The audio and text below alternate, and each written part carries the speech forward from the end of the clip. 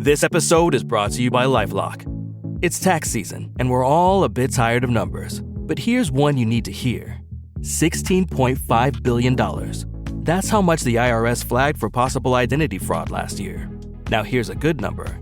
100 million. That's how many data points LifeLock monitors every second. If your identity is stolen, they'll fix it, guaranteed. Save up to 40% your first year at LifeLock.com/podcast. Terms apply.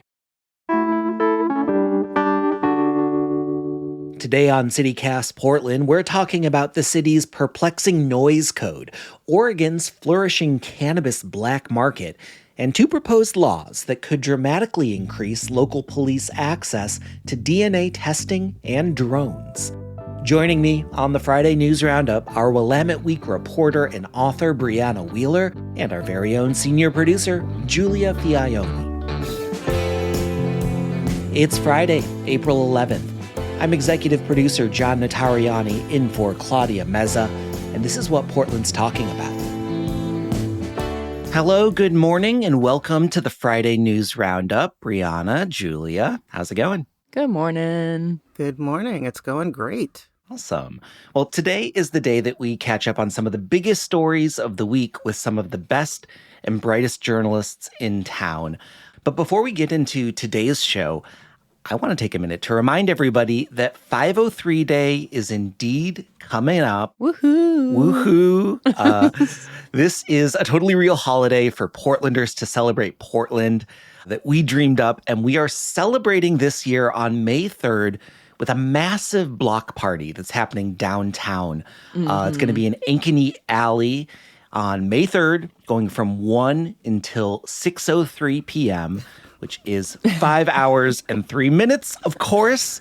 And we're getting into the point where we're going to be rolling out the details of everything that's going to be happening at this event over the next couple weeks. And we got a couple things to talk about today. Giulia?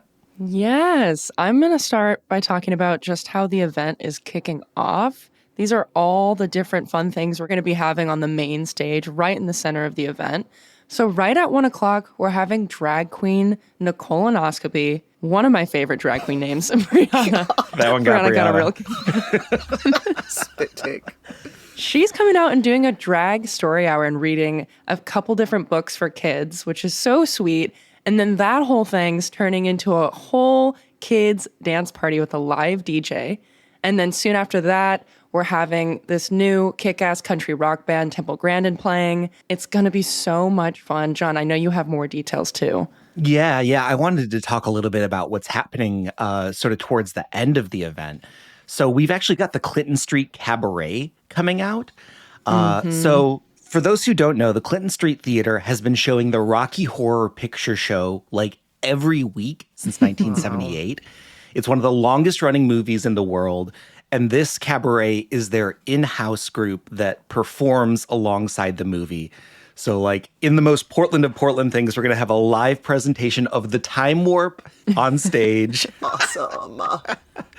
And that's going to lead right into our proclamation at 5:03 p.m. of the official 503 Day holiday, which is going to be a real hoot. And I hope everybody makes it out for that point. And there's going to be a really big surprise right after that I think like OG Portlanders are really, really going to love. Yeah, and new Portlanders. I think everyone's going to love it, to be honest. And there are so many more details that we can't even get to right now, but you're going to want to be there. And we do want to know that you're coming. You can learn more and RSVP on our website, portland.citycast.fm. Again, I'm emphasizing that it's a free event because we want you there regardless, but please RSVP. Yeah, super excited. It's going to be real fun. We are counting down the days at this point. But Brianna, you also have an event coming up that you wanted to let the audience know about. What you got? I sure do. Yeah, I mean, it's no 503 Day, but it's close. It's close in excitement levels. I'm going to be performing at the library show at the Beaverton City Library on Friday, April 18th. At 7 p.m., there's going to be 3 different performers: slam poet Alex Dang, performance artist Travis Abels, and me, telling stories about my book, Altogether Different. And it's kind of going to be like a late night show format at a library, which is very, very much my bag. Yeah. So I don't know, hopefully I'll see you there, and then I'll see you at 503 Day, and we'll have so much fun together. Both times. Heck yeah. Awesome. That's awesome. All right. Well, let's get into the news. Julia, what are you looking at today?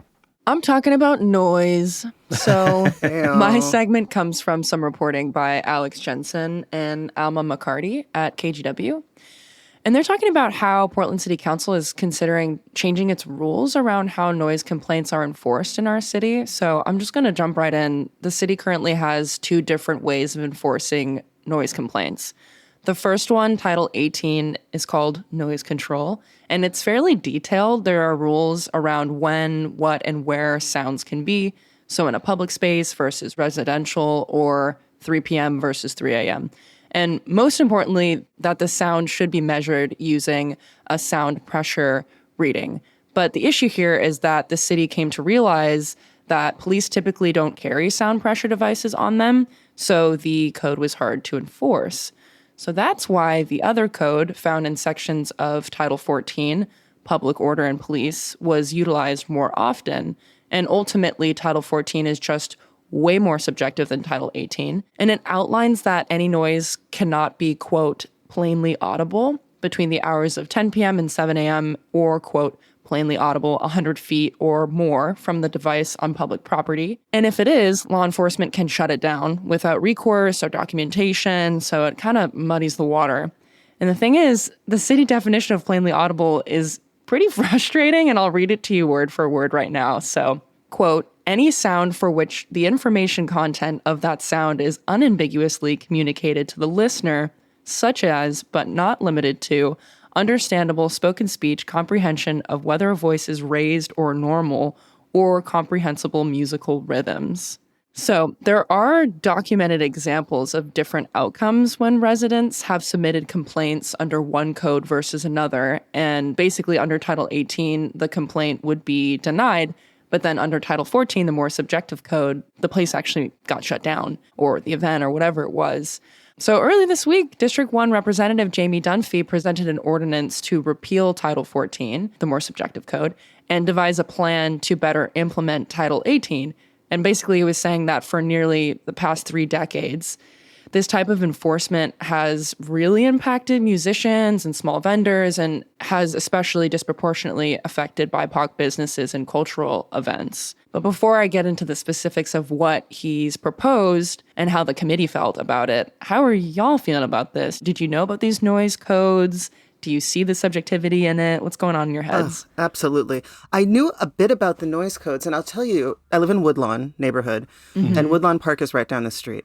When we moved here in 2006, the barbecues in Woodlawn used to go off. There were people having parties at Woodlawn Park all the time, and it didn't really bother anybody until that fierce gentrification came in around the 2010s and just really changed the demographic of this neighborhood. There are no barbecues happening at Woodlawn Park anymore. The radio stations are not coming to Woodlawn Park to DJ parties anymore, which was very much common 10, 15 years ago. Yeah. Yeah, I hate it. Yeah, I hate it. I mean, this is one of many issues that just sort of has this annoying Portland nuisance neighbor clause, right? That if anybody doesn't like something, that they can call and complain about it. And of course, that's going to lead to more complaints about things like, you said, like BIPOC businesses, like people who are just sort of like enjoying their neighborhood and their community the way that they maybe have for generations. And the sort of subjective nature of it is really frustrating. I thought it was interesting. I started looking into like some of the provisions of what is and is not included. And there already is what I think is a very Portland carve out for urban wildlife. So you cannot call in a noise violation on chickens, roosters, or goats. Oh my God. That is a law that's already on the books. I just had to put that out there. Thank God. That's hilarious, John. So I'm going to talk a little bit more about the details of Dunphy's proposal. So basically, he wants to repeal the sections of Title 14 that have led to subjective enforcement of noise control and really lean into Title 18 because it's a lot more detailed. And he specifically points out how city-issued phones now have sound pressure level measurement tools in them. And even then, in cases that come up where the tool for some reason isn't accessible, it would still be legal to apply the plainly audible approach instead.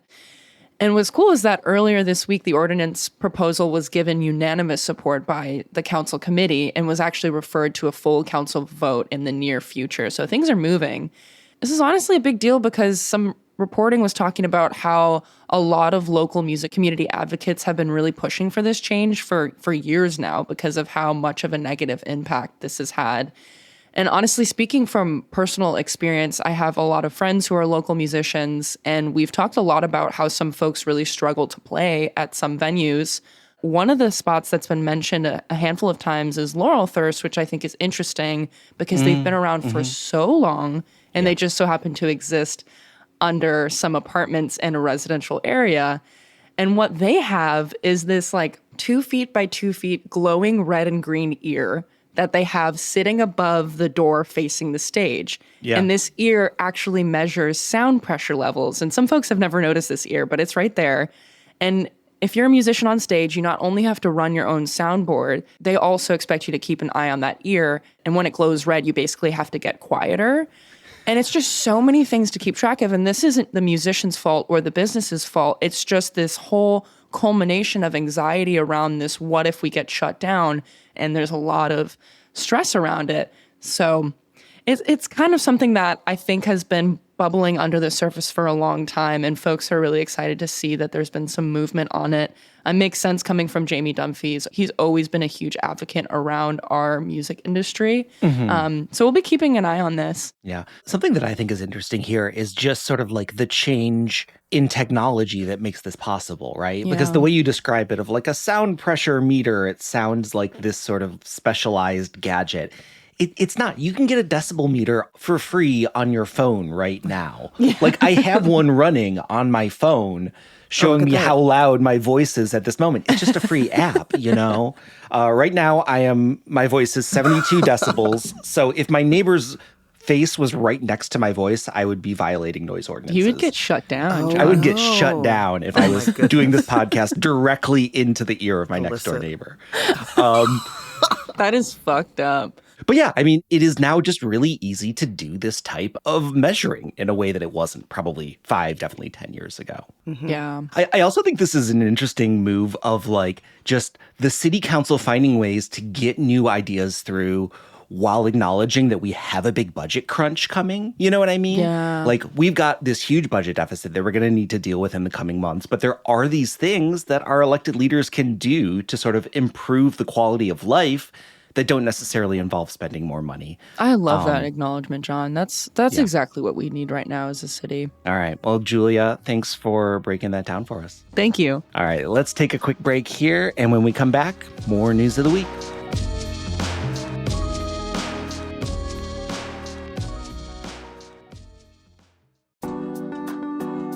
Have you ever walked into a museum and thought to yourself, this place would be way cooler if everything was made of millions of Legos? Well, guess what? Your wish just came true because Jurassic World by Brickman is now open at the Oregon Museum of Science and Industry. It's a one-of-a-kind exhibition bringing the epic world of Jurassic World to life, featuring 50 massive dinosaurs, props, and scenes, all made from more than 6 million Lego bricks. And it's not just for looking. You can actually get hands-on with interactive activities like Lego brick paleontology, mystery mosaics, island building, and creating your own dinosaur designs. There's 2.5 million Lego bricks at your disposal, so your imagination can run wild. And you can be among the first to see it. This immersive, must-see adventure is making its American debut right here at OMSI. Learn more at omsi.edu. That's omsi.edu.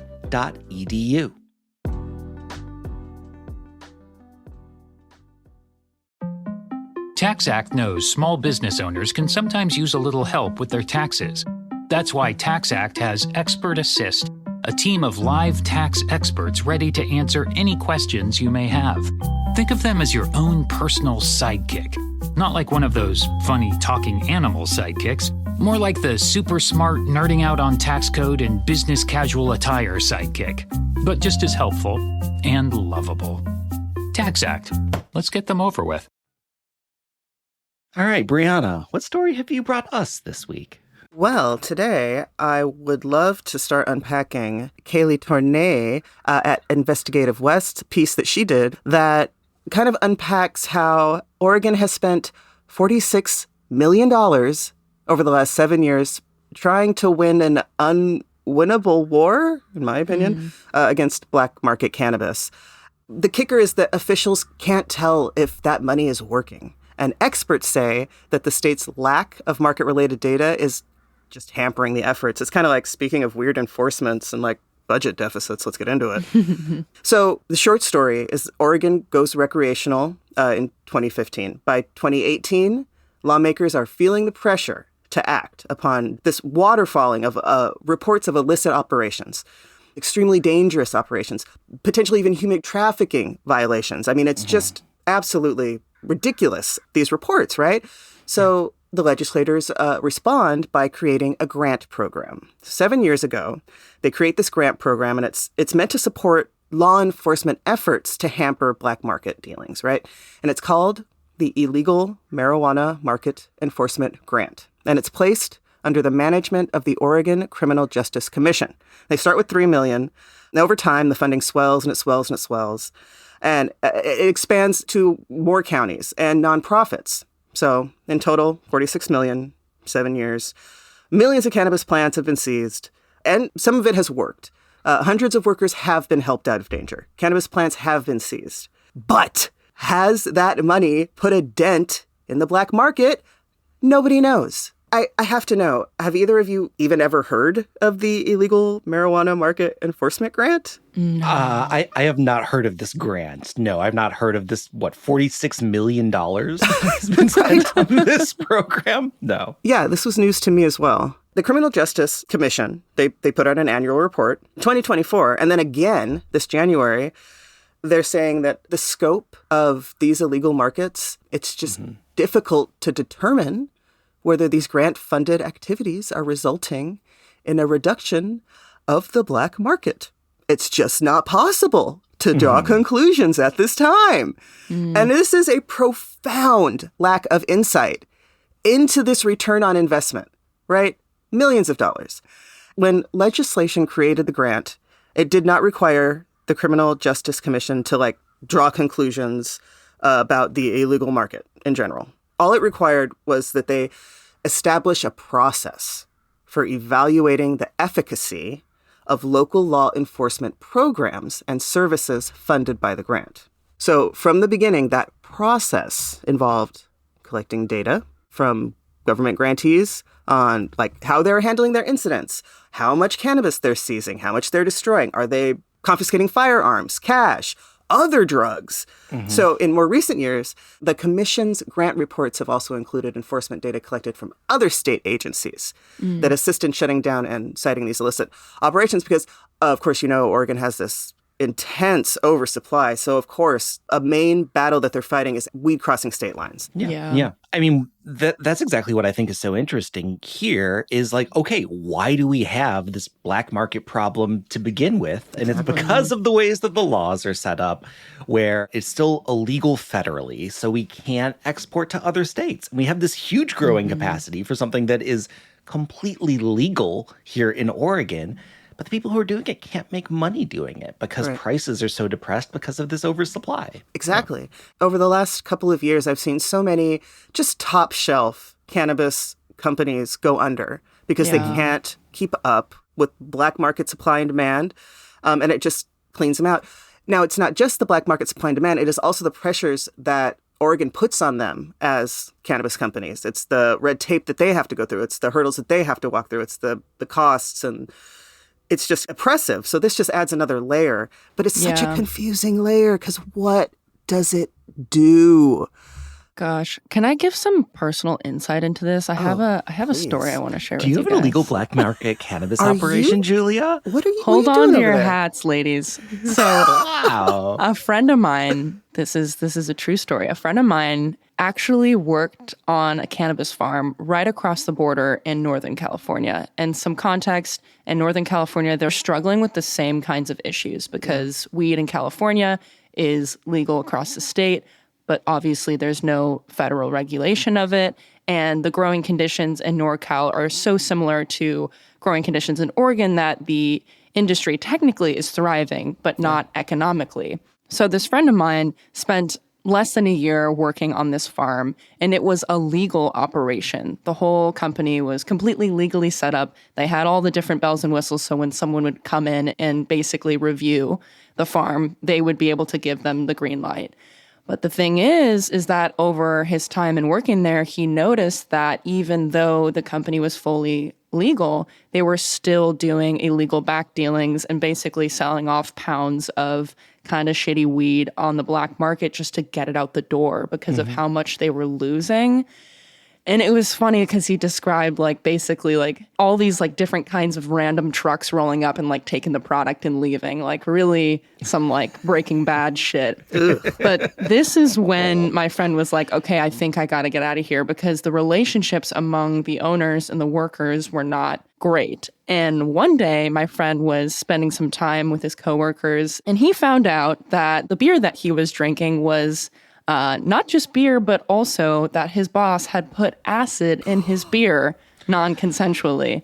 Jail. So that was not great. That was not great. And my friend had a pretty negative reaction to that, took a couple days off site to unwind, made a phone call and said, hey, I'm no longer going to work here. That wasn't cool with me. I'm leaving. Turns out that the guy who was working for cut his gas line and he couldn't leave for a few days. Basically had to camp out.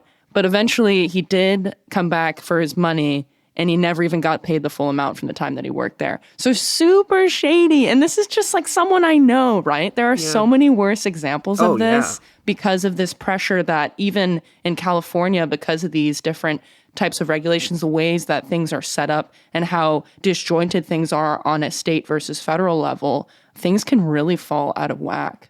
Giulia, I would like to go on the record. I promise to never do that to you. This is such a great workplace, John. Thank you. Where is I Claudia? can count on that. Yeah, where's Claudia? Claudia's on Where did she vacation. go? Claudia's having the time of her life, getting away from the podcast for a couple days. Anyway, I thought you guys would get a kick out of that. I feel like anybody that has connections in the cannabis industry, above ground or below, have stories to share like that. Yeah. That are kind of terrifying. This is an outlaw industry. It's been an outlaw industry for all of our lifetimes. It just barely got legal. Yeah. So to me, when I'm reading through this, it all begs the question, I don't think that law enforcement is the answer to eliminating the black market. I think that's a common refrain. But another common refrain is, how can these outlaws, legacy, decades, they're born in the game. Now, how do you incentivize them to come over into the legal market? Look in the way the legal market does. How? Yeah. That's the conversation. And when the legal market is structured in such a way that puts them at a disadvantage. Exactly. You know? I really want to read out this quote to our listeners because this reminded me so much of another thing we passed in Oregon that wasn't so successful. So this is from Karina Spencer Shurich. Sorry if I'm mispronouncing that. They're the executive director of Northwest Workers Justice Project. And this quote says, Oregon is kind of a warning about what it looks like to deregulate the growing of cannabis to make it legal, but also not really build up a good enough enforcement mechanism and coordination. Yeah. Now we're dealing with the consequences of that. And this reminds me of the challenges we faced, especially in Portland, in the years after we passed Measure 110, which was when we decriminalized drugs as a state. And it wasn't because the measure wasn't good, just like legalizing cannabis is still good. It's just that there wasn't enough infrastructure to support the measure. And honestly, there still isn't, which creates this mess of an issue for us. Yeah. All right, you guys, I need to take a break. I'm frustrated. Let's take a break. And when we come back, more news of the week.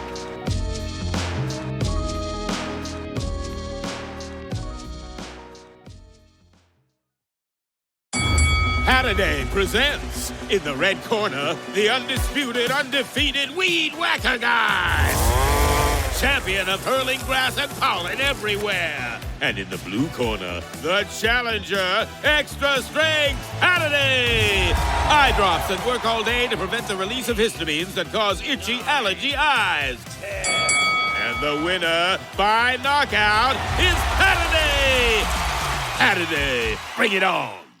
Shopping is hard, right? But there's a better way. Stitch Fix online personal styling makes it easy. I just give my stylist my size, style, and budget preferences. I order boxes when I want and how I want. No subscription required. And she sends just for me pieces, plus outfit recommendations and styling tips. I keep what I love and send back the rest. It's so easy. Personal styling for everyone. Get started today at stitchfix.com/Spotify. That's stitchfix.com/Spotify.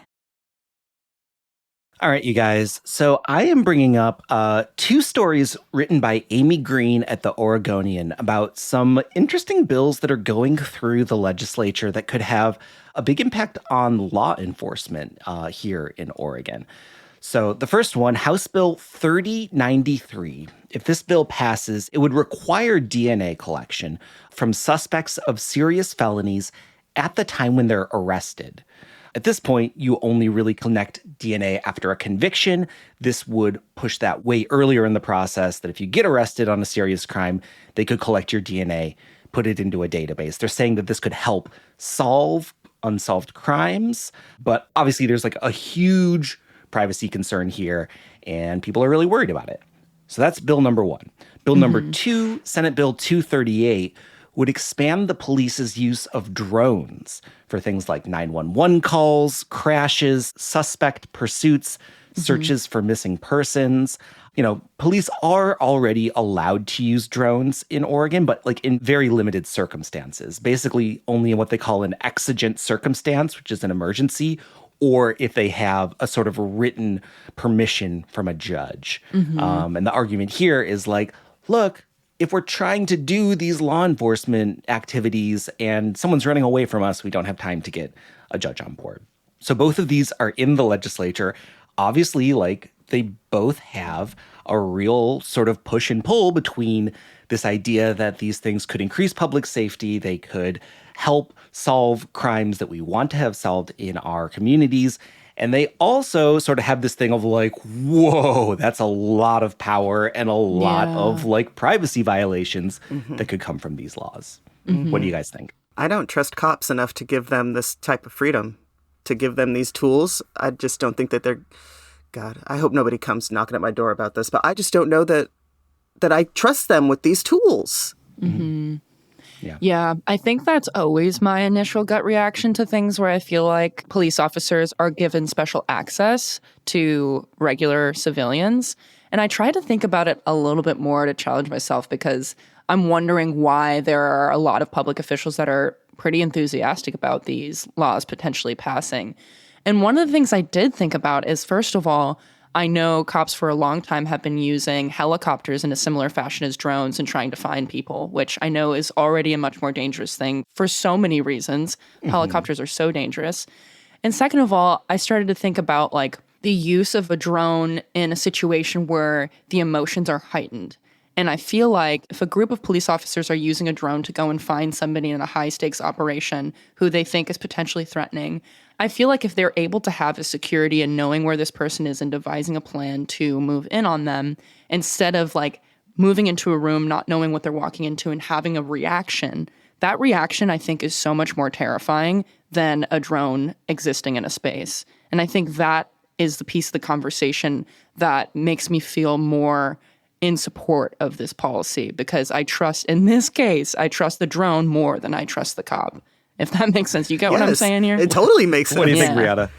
Drones over cops? I also trust the drone. I don't know if I trust the person behind the gears. I know. There's so many layers to it. It's also, like, similarly with the DNA testing, I just feel like that's out of line too. But I also understand that, like, somehow we're lagging and a bunch of states are already doing this. I did not know that. Yeah. Yeah. 31 states have similar laws. And do they have the data to back up, like, oh, yeah, we do this DNA testing and we have solved all these cold cases because of it? I don't think it's like crime is gone now that we have DNA testing. You know? No. Like, yes, there have been, we know that there have been convictions that have come from DNA testing. I think it is the sort of pre-conviction collection of this DNA that is the scary part, right? Yeah. Yes. What a lawyer from the ACLU says, an arrest does not mean guilt, and numerous arrests are ultimately proven to be mistaken or sometimes wrongful or unlawful. I will say there is a provision in this law that they're considering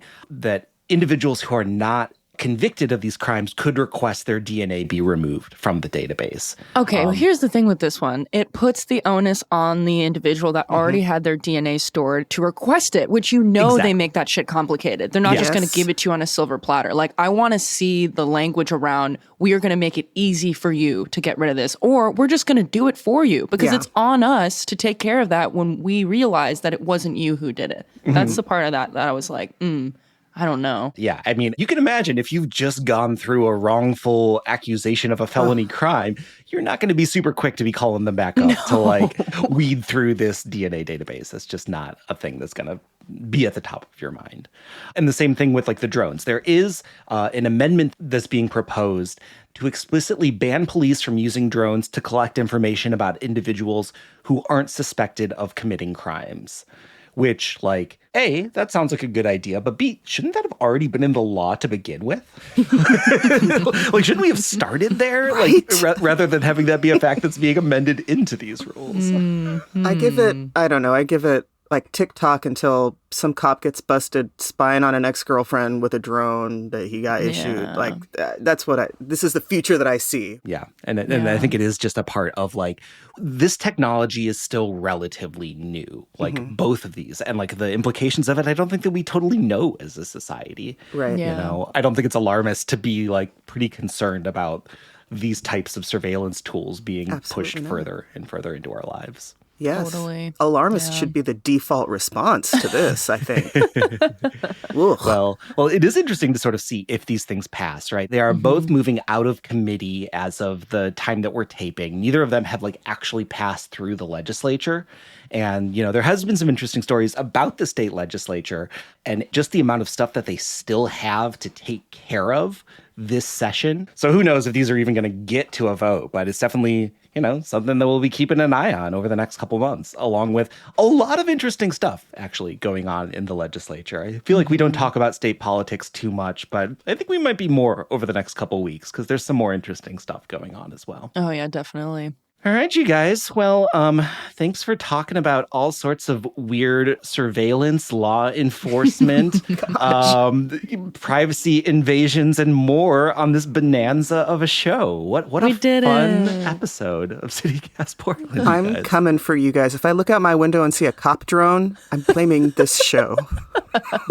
The shit I talked on this show is what made them come for me. I was going to make a joke about collecting DNA, but there's no way for me to do that without getting in trouble with like HR. So I'm just going to say thank you so much, you guys, and hope you have a great weekend. Thank you. Take care.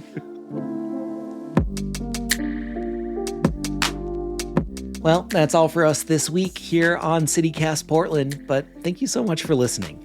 Our producing team this week was Giulia Fiaoni, Myron Kaplan, and Francisco Kilgore. Our Hey Portland newsletter editor is Rachel Monahan, and our host is Claudia Meza. I'm the show's executive producer, John Notarianni. Original music by Jenny Conley and Stephen Drisos. Additional music by All the Kimonos, as well as Sarah the Instrumentalist, Timothy Infinite, and Gregory David, courtesy of Epidemic Sound. We'll be back on Monday with much more from around the city. Until then, see you at Slim's.